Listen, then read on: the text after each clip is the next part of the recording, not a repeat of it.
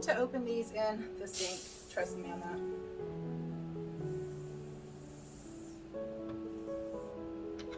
Okay, I've only partially cracked it, and you can see the fizz has come up to here. So I've just let some air out.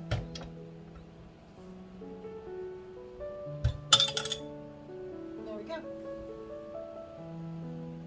It did not explode, but open it in the sink just in case.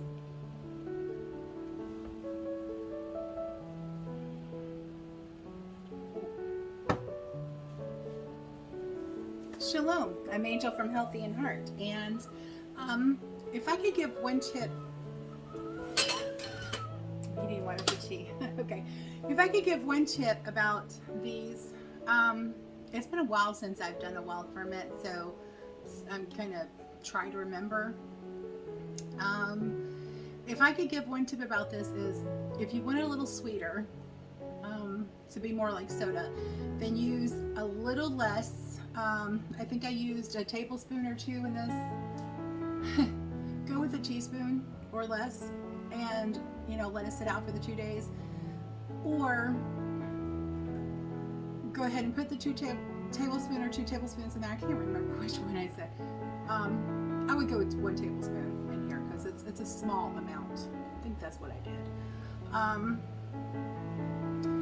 And go ahead and put that in there. Put your juice in and immediately refrigerate it. It will ferment. It will just ferment slower in the refrigerator, so you have a little longer to drink it. I have a lot of these because I was making I had the established ferment, and then I was making a new one to show you guys how to do it. But with the wild ferment, you never know what you're going to get. So if you can do it with the screw top ones, that's good, because you can taste it as you go and see how it is. I like the half-gallon growlers. Let me see. I like the half-gallon growlers like this, because you can just this is good ferment, because you can just pour it out and have a taste and see how it is, and then you can leave it sit down on the counter longer, or you can refrigerate it. So and look how, I mean, it's kind of like a 2-liter soda, but it's a half-gallon. So yeah, I recommend these growlers. You can get the amber colored ones, or you can get the clear glass ones. They have it on Amazon. I think they may have it on Walmart.com. And there are other places. You can get it from any excuse me, you can get it from any beer supply place, alcohol, beer making supply place,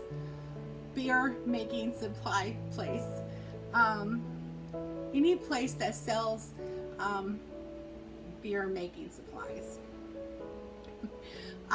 So yeah, you can do that. But this is my preferred method, to be honest. And I've only recently discovered that, so I do prefer this, because you can taste it and you can see, well, does it need to ferment longer on the counter for a second ferment, or is it ready to refrigerate to slow down the process so I can, my family can enjoy it. Okay, when you're doing a ginger bug ferment, you can make a syrup to ferment, like I did the ginger beer. I did not record that. It was really good. I didn't like one of the spices that was in there, so I'm going to redo that. But so you can do it with a syrup, or you can do it with a juice. The juice will ferment faster. Okay, so what I've learned is the juice will ferment faster, and it will be a little more wild than the syrup will. It's the syrup will ferment a little slower.